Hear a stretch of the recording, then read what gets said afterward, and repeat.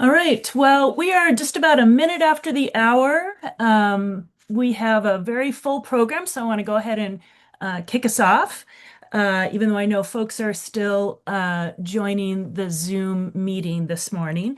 My name is Elizabeth Glidden with MHP, and you have joined our regular federal focus on housing virtual meeting that we have been hosting for several months now to be able to share updates on what is happening that impacts us in Minnesota from the federal government and advocacy recommendations and other things. For our program today, we are have three parts. First, we're going to hear some updates on continuum of care, state of play, so to speak, and advocacy from Ben Helvig Anderson of Beacon Interfaith Housing and Christine Davis, who's the executive director of Hearth Connection.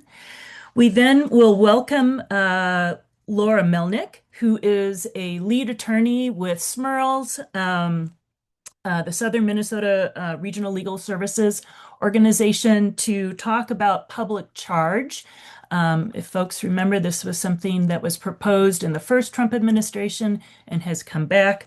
And then finally, we're going to welcome Kim Johnson, who's a senior policy director from the National Low Income Housing Coalition at the end of the program to give us a bigger picture view of what's happening with appropriations and other things.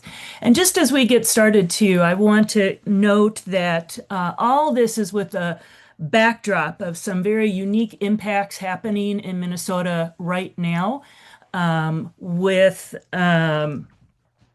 what we understand to be a significantly increased presence of ICE officers or officials roaming our communities and neighborhoods, and also some very dangerous and dehumanizing rhetoric from President Trump targeting Somali Americans, especially Somali Minnesotans, and that this is very traumatizing for many in our community. I know that after this call, we will send out some resources that we have sent out before on how to think about what are your rights in protecting your residence and your workplace around issues of immigration enforcement. But also note that I know that there are some sign-on letters going around for support for Somali community members, and would invite if folks have anything like that they want to share in the chat, that's welcome. And with that, I'm going to turn things over to, I think, Ben first. Is that correct? To kick us off with COC updates. Yes. Yep. Here I am. Thanks, Elizabeth, and appreciate time on this call. And Christine and I will try to kind of give the most state of play and all the different pieces moving around. I'm just going to share a couple slides just real quick, just to recap for folks who are kind of catching up to this issue. I know many of you know a lot of this before, and that we have presented on this call before, but kind of the impending cuts coming from all of this. But let me just share, like, just quick catch everybody up on the state of play. And what we know is that this is a real defining moment for supportive housing, that what we've seen is the supportive housing built by many of you on this call and many of us around common values and vision has been really built around the housing first model, and the sense that people do best when they have a safe place to live, and that's not time limited, that gives them autonomy and choices, and that this is the proven model to end homelessness, that the data proves it, and that it is the most effective and the most dignified way we can treat people in our communities. And that the administration is clear they're moving completely against that in Washington, D.C., around those values, around trying in every way they can to kind of dismantle that system and to move it towards time-limited housing, where people have mandatory services, and if they're not in those time-limited houses, that they're, law enforcement is the solution to it. And so this is completely what we know to be an ineffective model. And all of that is coming true in how they put forward the continuum of care NOFO.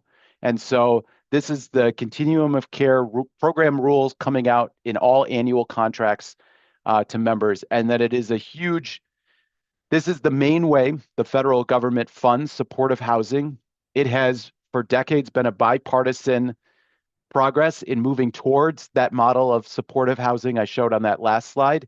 And now it is dramatically moving the other direction to try to defund kind of our existing supportive housing that works.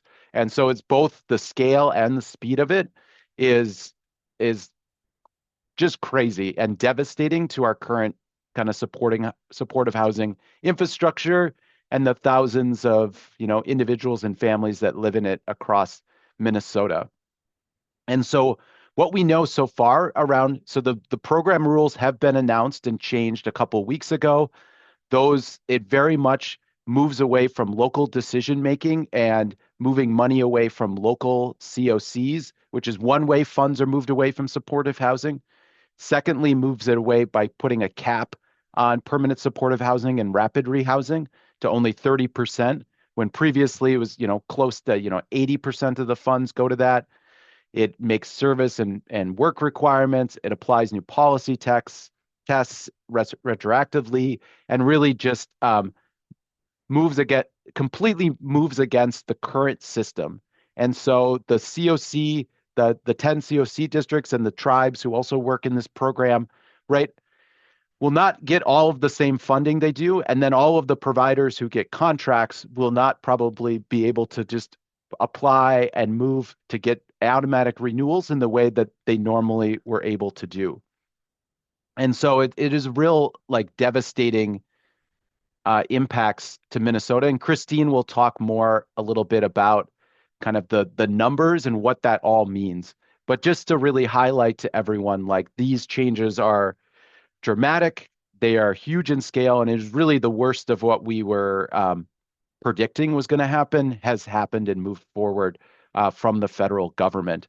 And so I'll speak a little bit to then our continued advocacy and what we're trying to do. Christine can then kind of fill in some gaps around all of this, and especially some of the numbers around kind of how big of a shift this NOFO is and its impact on Minnesota.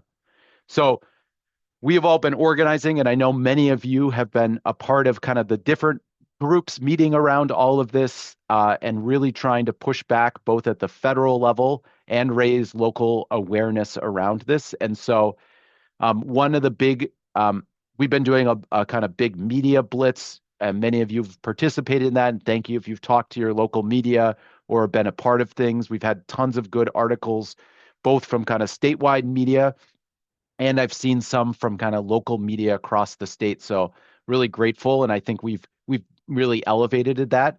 One of the big things Beacon led in conjunction with Catholic Charities and some other groups was a vigil last week that was kind of all about galvanizing advocates and really centering the story around people and the moral story here. And that generated quite a bit of media, which I'll share in the chat in a little bit. It had some good TV media last week, and then yesterday, if anybody got the Star Tribune, there was a great kind of front page story on the vigil, but it really was actually just about the whole COC cuts. So you can look that up it was 2 days ago on the Star Tribune, but yesterday in the print edition, which I had to go buy because who gets the print edition paper anymore? So we're really grateful for everyone who helped create that. And I think that really what our goal is to really elevate it. I know we're going to hear later in the call the whole national update. I mean, I think the national goal around the COC issue is still to get a congressional action to happen attached to any bill, maybe the appropriations bill, where they reverse kind of these HUD decisions and get automatic renewals for last year's contracts this year, where we don't suddenly lose all the money. Now, I don't think there's a lot of hopefulness that can immediately happen, and I'm sure our speakers later will have a lot more expertise in kind of how fast or slow anything is happening at the congressional level. So I think a lot of our focus, I know providers are scrambling, COC folks are trying to figure out how do we possibly live in this whole new environment where most of the projects, that we currently fund won't qualify, um, won't be able to get funding and continue to be sustained, and the devastating impacts that will have. So I think a lot of us are really shifting our focus now towards the state level and local level of what can we do immediately to kind of fill the gaps, and how do we make progress on that. And so I'll just highlight a couple pieces. One is that contracts will start running out on COC providers, come January 1st, and that not everyone has contracts at the same time in the COC program. It's kind of goes throughout the year of whenever you started it is when your contract renewal is. So different folks will run out of money at different points of time if they don't, as we expect, if they don't qualify to move forward. And so we need some immediate funding to fill gaps for folks whose money runs out right away. And then we need a longer term fix, hopefully from the state legislature, whenever they can act after June, July, when they could pass something. And so we're really identifying and trying to work advocacy wise, and how do we figure out how funds could come out right away? What are the emergency sources, and how do we advocate and work with state and local partners on those? And then secondly, one of the big areas we're focused on is around the state share of the program that was shut down via Medicaid, which was the Housing Stabilization Services. There's 63 million that the state has in budget that we think could be shifted to meet this need. So I'll turn it over to Christine to say a little more about things and give some more context. Thank you, Ben. Christine.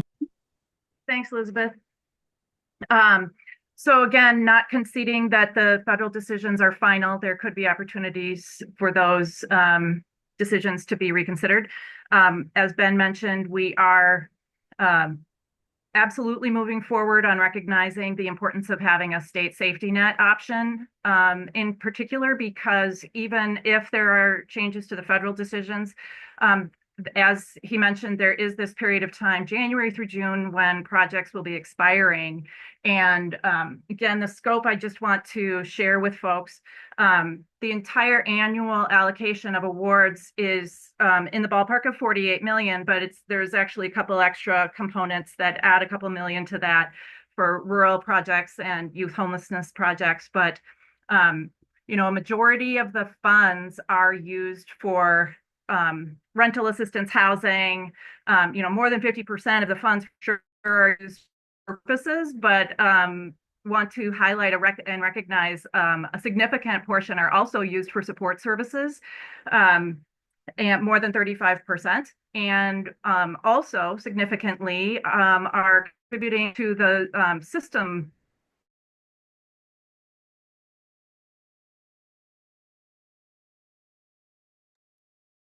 Looks like Christine Level resources that keep the core response. So those are also at risk if the expiration dates happen in the first 6 months of the year. So we are recognizing that we do have projects, as Ben said, expiring in January. So that's 3 weeks away. We have a very fast turnaround when we are hoping and appreciative of all of the state attention. And there is attention, and I want to acknowledge that from state agencies, and the governor's office knows this is on their radar. But we will encourage them to recognize the urgency, as I am not aware of. This is one of the most impactful negative consequences that we'll be urgently addressing all of them as these projects start to expire. We are optimistic that there are placeholders to consider January through June safety net, and especially for the ongoing, as Ben mentioned, covering if we don't have a change at the federal decision, that we have an opportunity for covering the permanent housing projects we have that could be at risk. And while we talk about maybe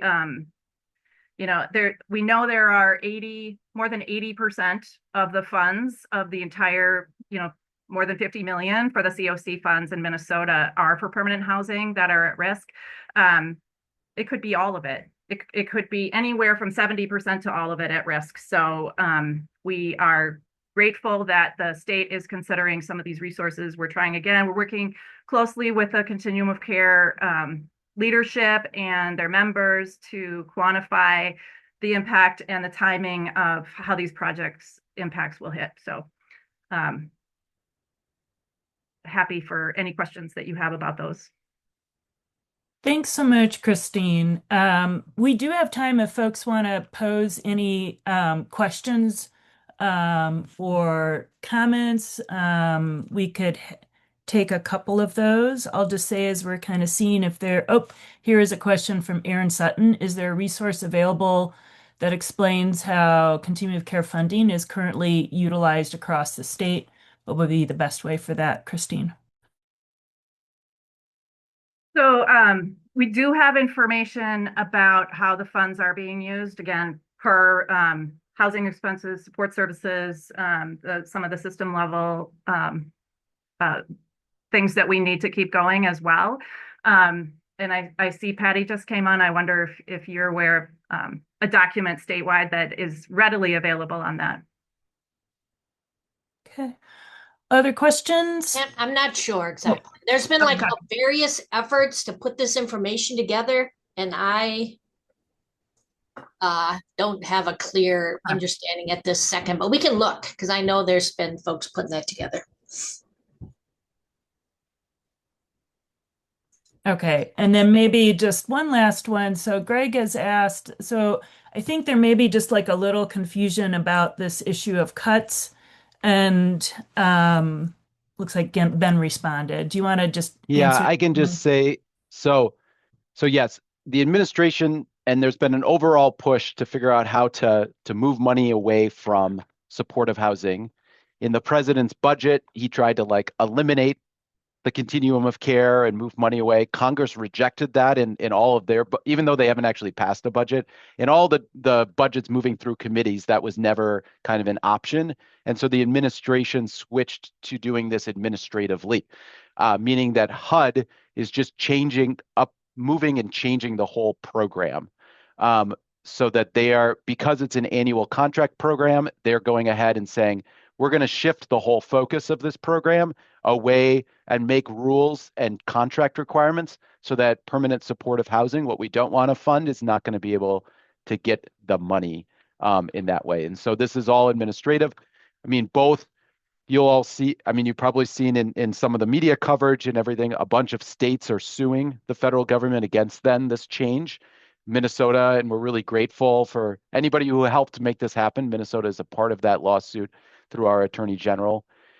There's also a national lawsuit via kind of nonprofits and organizations. So a lot of this, so there's kind of two avenues pushing back legally saying you can't do this. It's too big of it's too big of a shift to suddenly like change a program that's going to defund a whole section of existing housing and such. So that legal avenue will keep playing out. Unfortunately, not very quick and not in time for what Christine just talked about, is like the quickly emerging gap of folks losing funding by not getting their contracts renewed come January. So I know there's more questions. We do have some other speakers, so we might just kind of hold on answering those other than in the chat, but we can return to this, and we'll be returning to this topic on future programs. Just as we close and move to our next speaker, I want to let folks know that tonight on Almanac, there will be a segment that features what is happening with Continuum of Care that includes Kathy Tenbrook from the state of Minnesota, Nancy Cashman from Center City Housing, and Jamie Verbrugge from Twin Cities Catholic Charities. This will be an important program. It also will really be helpful in getting this on the radar of our state lawmakers. State lawmakers do really watch this program, and we'll be able to kind of share clips of it and all of that. So with that, thank you so much, Christine and Ben. And we are welcoming our next speaker, Laura Melnick. And I hope Laura, there's Laura. We're just so grateful that you are here. I know kind of gave you a big task, but we have about 15 minutes we can take, understanding a little bit more about public charge, and turning it over to you, Laura. Thanks, Elizabeth. Can you hear me? Okay.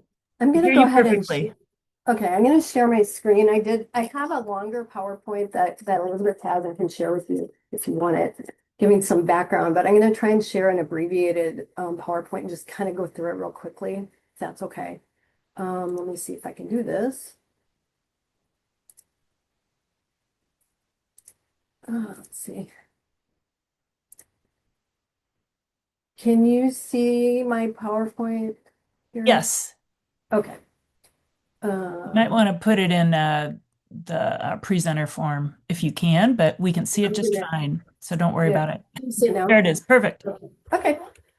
So public charge is very confusing, and I know a lot of you already know a lot about it, but thought it's kind of impossible to talk about without giving some background. So basically, public charge is a basis of inadmissibility for non-citizens who are entering the US or applying for a visa to enter the US or applying to adjust to lawful permanent resident status. So for example, when you come in as a refugee, you don't have LPR status, you have to adjust to it. It's kind of automatic with refugees, but for other folks, it's not automatic and you have to apply for it and it takes some time. The lawful permanent resident status is getting your green card. So public charge scrutiny isn't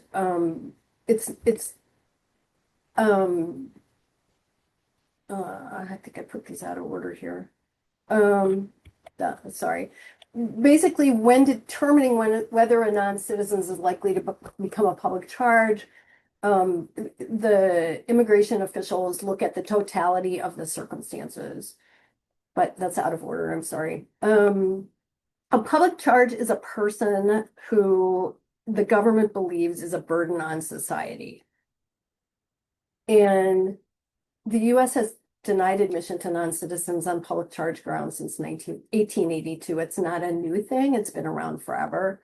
But the public charge test using the totality of circumstances analysis is used to decide, again, whether you can enter the US or get a green card.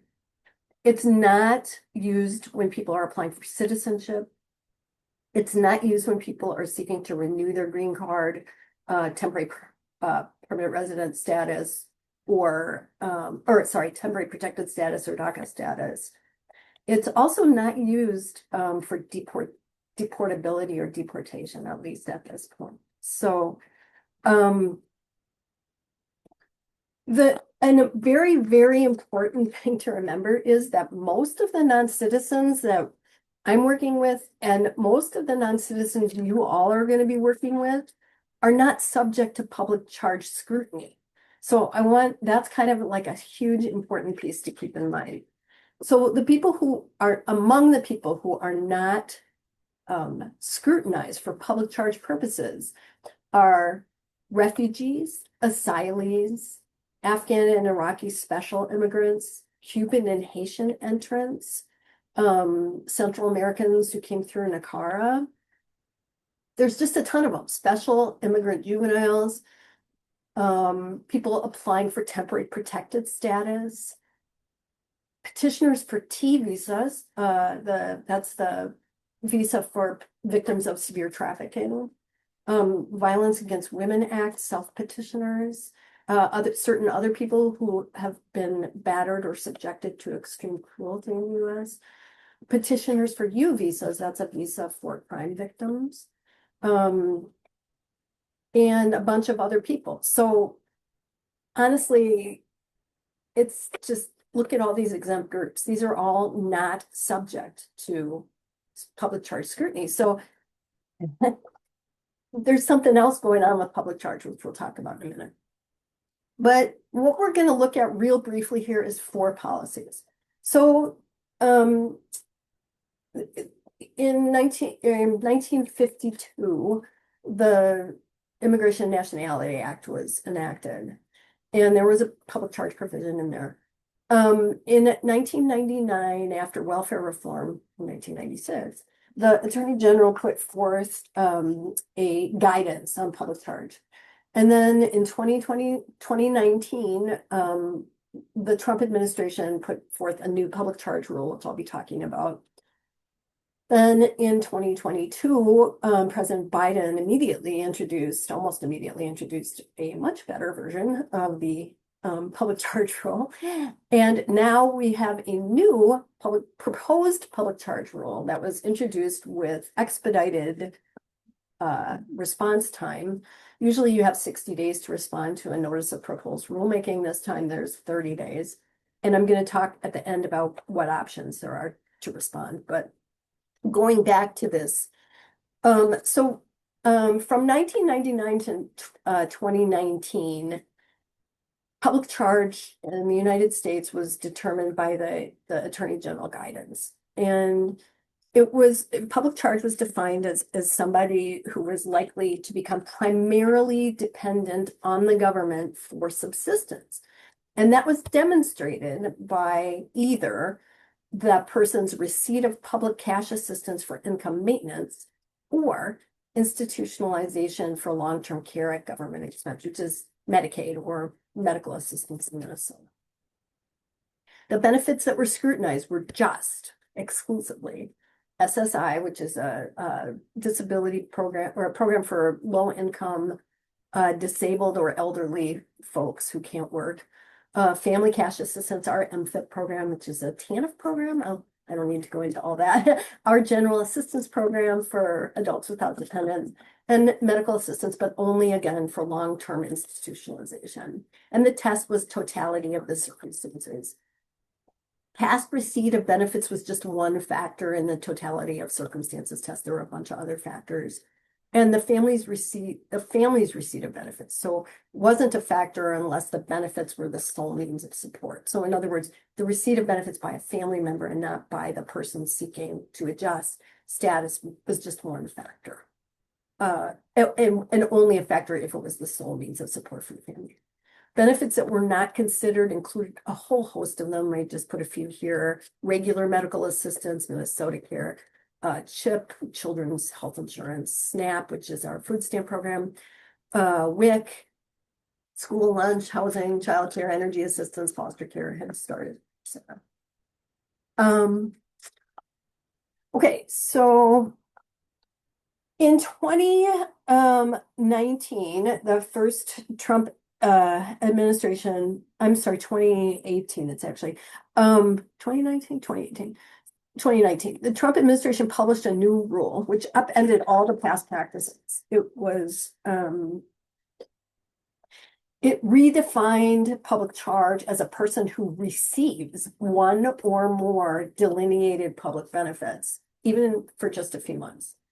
The Biden rule that came later reverted kind of back to the AG 1999 guidance, where the public charge was a person likely to become primarily dependent on the government for subsistence. And again, based on either the receipt of public cash assistance or institutionalization by the government through government assistance for long-term care.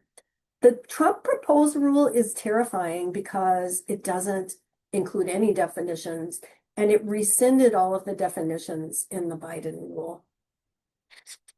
The benefits that we're talking about at issue here under the Trump rule were the standard ones I just mentioned in the AG guidance, MFIP, SSI, GA, and MA for nursing home care. But he added SNAP, food stamps, Section 8 housing choice vouchers, Section 8 rental assistance, public housing, medical assistance, regular medical assistance, and Medicare Part D low-income drug formulary. The Biden rule again came back and got rid of those extra categories. The new Trump rule doesn't delineate which benefits are at issue. So Trump rule number 1, again, going back to 2019, this rule favored immigrants who had jobs, were healthy, and who spoke English. The more money or resources non-citizens had, the less likely the government would be to find them to be a public charge. In terms of how this all works, it was so confusing. There were monetizable benefits and non-monetizable benefits. So the monetizable benefits were the ones that had an actual cash value. The other ones, were just so you can see, MA for nursing home care, you can't as easily put a amount on that. Regular MA, it's hard to do that because you don't know how much people are going to be using public housing something. But the Section 8 obviously carries a cash value with it, SNAP also, and all the cash value. So the way they were evaluated, it was the monetizable benefits. It was the cumulative value over 15% of federal poverty guidelines for a household of one, and obviously that went up with each amount, within any 12-month consecutive period. And for the non-monetizable benefits, it was benefits received more than 12 months within a 36-month period. This is a really interesting part. Receipt of two non-monetizable benefits. Oh, non-monetizable.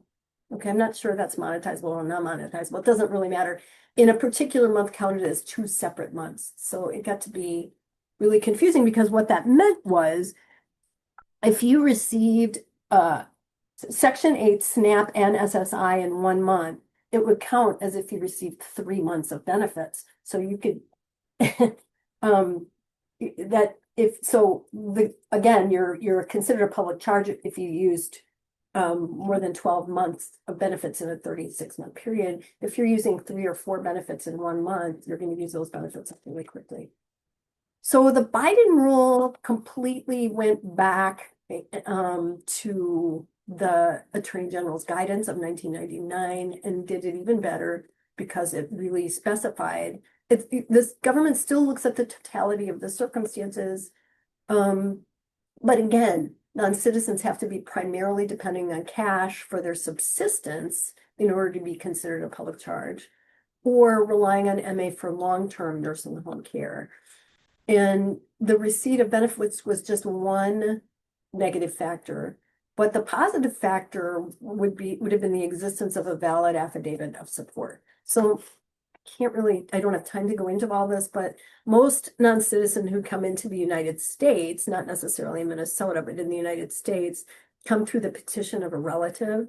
And since December of 1997, if they come in through that way, they have to have a sponsor who signs an I-864 affidavit of support agreeing to support them. So the existence of the affidavit was a positive factor in determining that people were not public charges. So that's kind of going into this like in a. And then Laura, will you be able to wrap up maybe in the next like 3-4 minutes?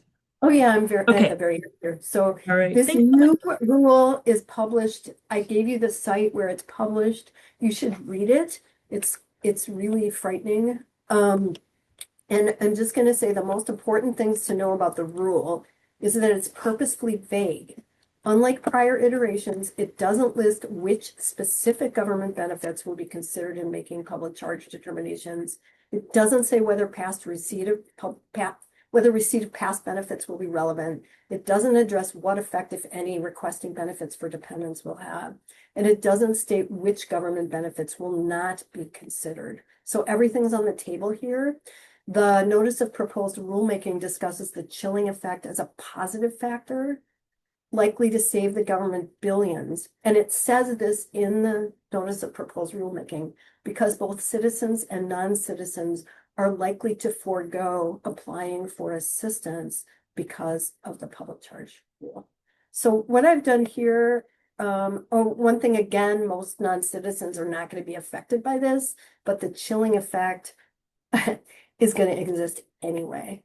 So I'm giving you some resources for responding to this public charge rulemaking. And what I've included, so what you basically, if you're interested in doing this, go to the pifcoalition.org website. They offer fact sheets, talking points, and templates. They've created an organizational sign-on comment, which you can sign on anytime by December 18th. And they also have templates for if you want to do it individually or in some other fashion. If your organization doesn't want to sign on or can't sign on because of funding, you can submit an individual, and the government has to look at every comment. So that's it. Thank you. All right.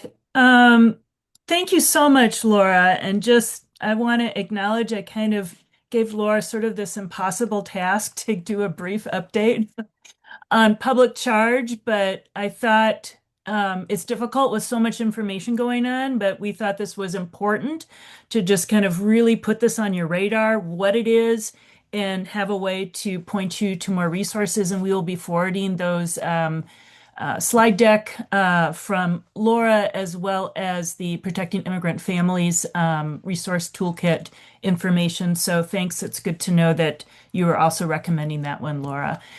And I see that our speaker from the National Low Income Housing Coalition is here, Kim Johnson. So with no further ado, thanks so much for joining us, Kim. I'm going to turn it over to you so we can hear some updates on what is happening state of play in Congress. Awesome. Thank you so much, Elizabeth, for having me. And thank you to the good folks of Minnesota for all of the work that you're doing. I'm Kim Johnson. I'm the Senior Policy Director with the National Low Income Housing Coalition. And thank you also to Laura for her presentation, which I just caught the end of. But it really dovetails well with some of the slides that I was also going to talk about. So that also means that I don't have to go into the details of some of this since Laura's got it covered. And that rocks. So let's see, because we got a lot of other stuff going on too. Where did my thing go? Sorry, I'm looking for, there it is, my PowerPoints. All right, so I will be happy to share these slides after this presentation as well, so folks don't need to worry about, scrambling to take any notes. Let's jump on in and get started. Here's a little bit of an agenda of what we're going to be talking about today. First, a quick recap of the impact of the government shutdown and the continuing resolution, what ended up happening and what we got and didn't get out of that whole 43-day kerfuffle, I guess. We're also going to be talking about the outlook ahead for fiscal year 2026 appropriations for HUD programs, some anticipated HUD rules, which again, awesome that Laura already has covered. And we're going to end on a little bit of a lighter note for once with some updates on the Road to Housing Act, which for once, again, I'm excited to have a little bit of good news on. So to jump in, the government shutdown that started on October 1st ended on November 12th after an historic 43 days. Senate Democrats were holding out for an extension of Affordable Care Act subsidies that are slated to expire at the end of the year, now the end of the month, as well as language protecting appropriated funds from rescissions requests. Something interesting to note just about appropriations and rescissions. For appropriations, a bill in order to be enacted requires at least 60 votes in the Senate.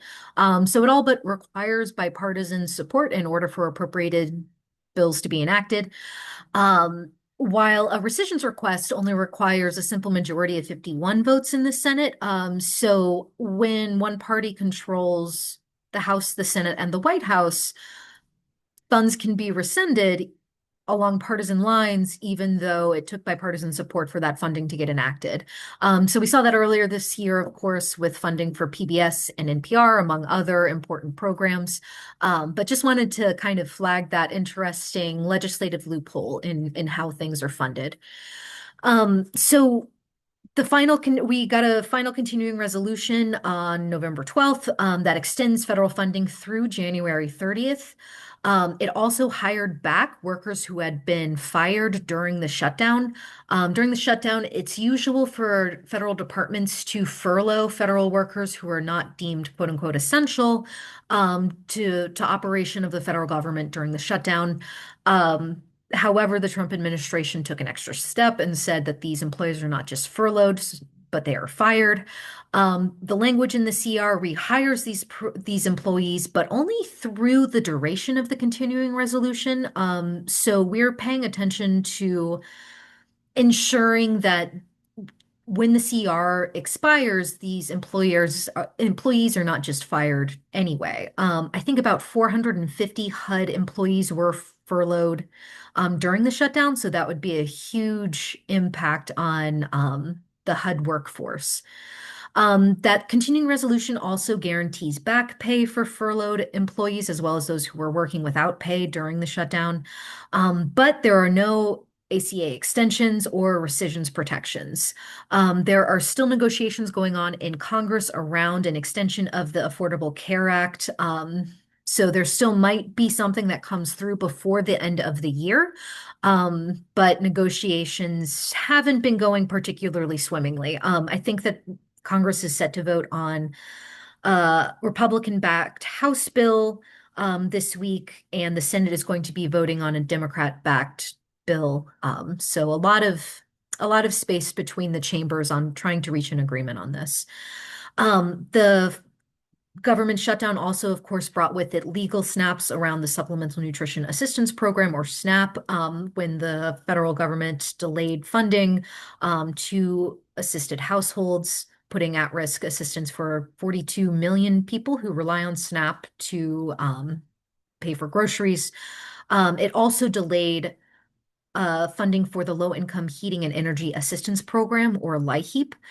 Something worth noting about LIHEAP as well, during the first round of Department of Government Efficiency, or DOGE, layoffs back in March, the federal government fired all of the staff at the Department of Health and Human Services responsible for administering the LIHEAP program. And then during the shutdown, the remaining staff at DHS the Department of Health and Human Services, who would have been responsible for administering LIHEAP, were also furloughed.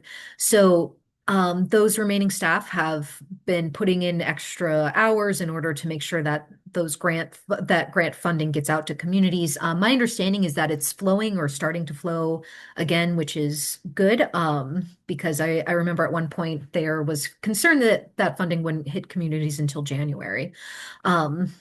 So a lot that has happened since the shutdown and in the wake of it, including, as I'm sure folks are well aware, a COC NOFO that came out from HUD on November 13th.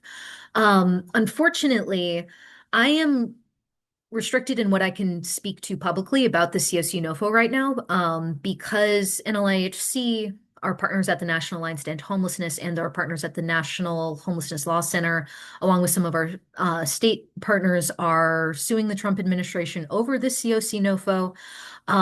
And until I hear more from my higher ups, I unfortunately can't really say anything else about it, which I know is probably very frustrating because I'm sure a lot of folks on this call have questions. But hopefully I'll be able to rejoin soon and provide some key updates. I wanted to share some updates as well on the federal appropriations process and where things are with funding HUD programs. Congress is working now on a final FY26 spending bill for HUD programs. From what we're hearing, it is likely to end up closer to the Senate's higher funding level, which provided about a $3.3 billion increase from FY25 levels. However, even with that higher number, there is still a need for additional funding to ensure that renewals for the Housing Choice Voucher and emergency housing voucher programs are able to ensure sufficient funding for renewals for all of those existing vouchers. So far, the kind of compromise that members have been working on looks like that they will add additional funding for the Tenant Protection Voucher Program and some legislative language to allow PHAs to essentially transfer EHV holders to TPVs and then as needed to other housing assistance. I'll also note that the FY26 appropriations process may be a good opportunity for Congress to block some harmful administrative changes. Oh, for just a little bit of kind of like future telling about like the process and what we're anticipating for a timeline. So far, we have heard rumors that the Transportation, Housing, and Urban Development, or THUD or THUD bill that provides funding for HUD programs will likely be included in some sort of a minibus, which is just conglomeration of different funding packages sewn together into one relatively big bill. when it's all 12 appropriations bills, it's called an omnibus. That's a fun little, vocab insight for you. But rumor has it that the THUD bill is going to be included in either a 3 or a 5 bill minibus that will likely be introduced probably at this point in early January. Again, they only have until January 30th to square away the remaining 9 appropriations bills that they need. And anything that's not done by that January 30th deadline will likely just move forward on a year-long continuing resolution. There's a lot of pressure on Congress to finalize an FY26 spending bill because they need to shift attention to FY27. And of course, because midterms are coming up next year and there's going to be a lot more pressure on Congress to, do the things they need to do for midterms as opposed to doing their appropriations homework. Again, I think that we just went through some important rules and regulations that have either been recently released or that we are waiting on to be released. I'll just flag a couple pieces that we know are in what is essentially the waiting room for federal rulemaking. The Office of Institutional and Regulatory Affairs, or OIRA, is where rules go before they're actually released for public comment. And so OIRA, in the waiting room at OIRA, we have the mixed status families rule, which would force families with mixed immigration status in HUD-assisted housing to either separate or lose their assistance. Our colleagues at the Protecting Immigrant Families Campaign, or PIF, are also leading a lot of work on that. There's a notice of proposed rulemaking that would revoke HUD's 30-day notice requirement for evictions, and a notice of proposed rulemaking around HUD's equal access rule, which would allow homeless service providers who receive HUD funding to discriminate against people experiencing homelessness based on their real or perceived gender identity. Finally, there's a notice of proposed rulemaking that would allow PHAs to implement work requirements and time limits in HUD-assisted housing as well. Again, keeping an eye out for all of these, all just kind of sitting in the waiting room, but nothing those pieces have not come forward yet. So finally, I wanted to end on some hopefully good news. It looks like the Bipartisan Road to Housing Act will be included, at least some provisions, in a final National Defense Authorization Act bill, or NDAA. So for a little bit of background, the Road to Housing Act is a bipartisan housing supply bill introduced by Senators Tim Scott of South Carolina and Elizabeth Warren of Massachusetts. It contains over 40 provisions, including the Reforming Disaster Recovery Act, which has been a priority for NLIHC for long before I started working here. So very exciting to see that get included. There's also the Rural Housing Service Reform Act, the Reducing Homelessness Through Program Reform Act, and the Choice in Affordable Housing Act, all NLIHC priorities that were included in that bipartisan agreement. So the Road to Housing Act passed the Senate as an amendment to the National Defense Authorization Act, the Senate's version anyway. It was not included in the House version, but negotiations around the final NDAA bill have continued to include provisions from the Road to Housing Act, despite some opposition from an important member of the House Financial Services Committee, Chairman French Hill. So those negotiations are ongoing. They are still alive. And that means that hope is also still alive to get some of these provisions included in this final NDAA bill. That's where things are right now. I'll add too, with the Road to Housing Act, just to flag, we should have an answer as to whether any or which provisions from Road make it into that final NDAA bill sometime in the next, I would say, couple weeks, hopefully. So maybe next time I come back, I'll have some good news to share as well. Thanks so much, Kim. I know that folks have questions. Amy Stutzel actually put some great questions over in the chat, and maybe just direct you to the first one, and then I'll ask her to talk to the second one. So this more goes to whether you are hearing that there is any possibility that this provision that many of us are advocating for, that the renewal of the COC grants be attached somehow to THUD fiscal year 26 appropriations bill. Any feedback on that? So unfortunately, I can't really speak to that right now. It's not totally clear to me what I can talk about publicly and what I cannot. I will say something that we do know and that has been publicly available is there is a letter that went out signed by, I think it was 22 House Republicans around extending the COC NOFO. So Okay, too bad. Let's go on to the next thing then. Amy, do you want to say a little Yeah. bit about your question about NARO? Yeah. Hey, Kim. My name's Amy Stutzel. I'm the Upper Midwest Director with Corporation for Supportive Housing. So I can check in with my team too about that. I know last I had heard is that no Republican sponsors so far had come forward. But it does it does strike me that I'm wondering, and I'm sure people are cooking up maybe some more pushing for that. I just didn't know. I don't know if you can speak to timing around THUD and when things move forward.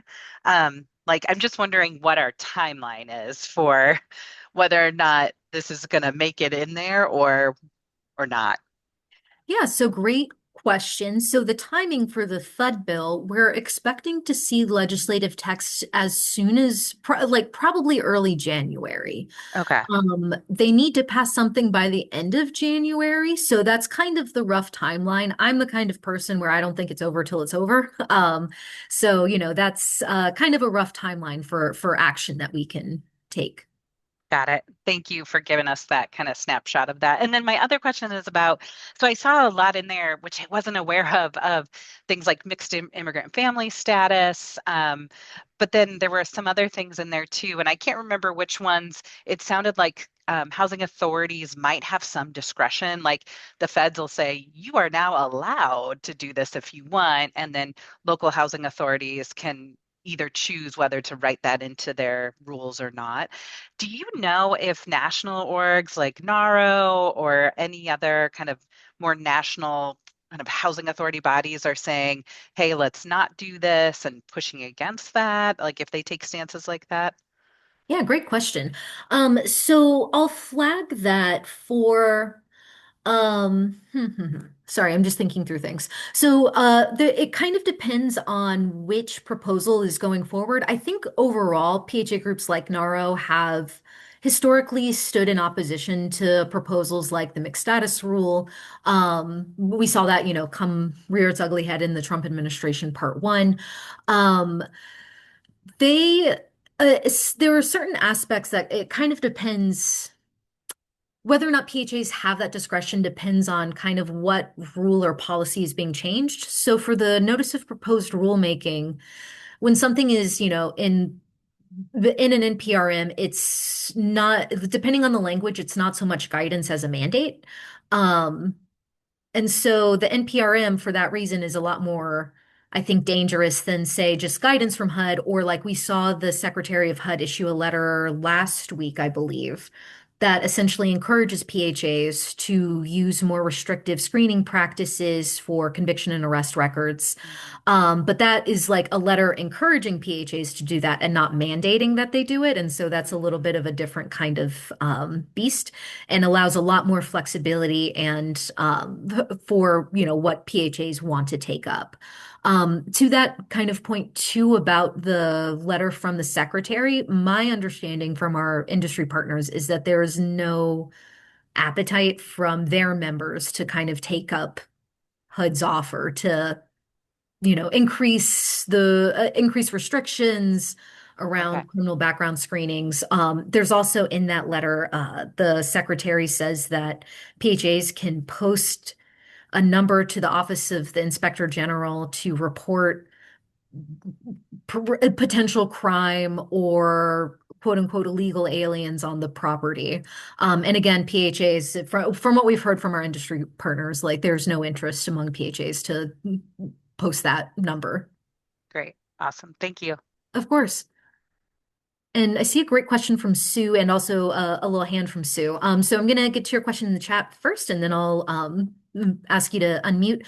But just asking if the White House is supporting road in NDAA. Actually, yes. So that was another exciting update, an unexpected update, I'll say, that the White House reportedly is supporting the inclusion of at least some provisions from the Road to Housing Act in the final NDAA bill.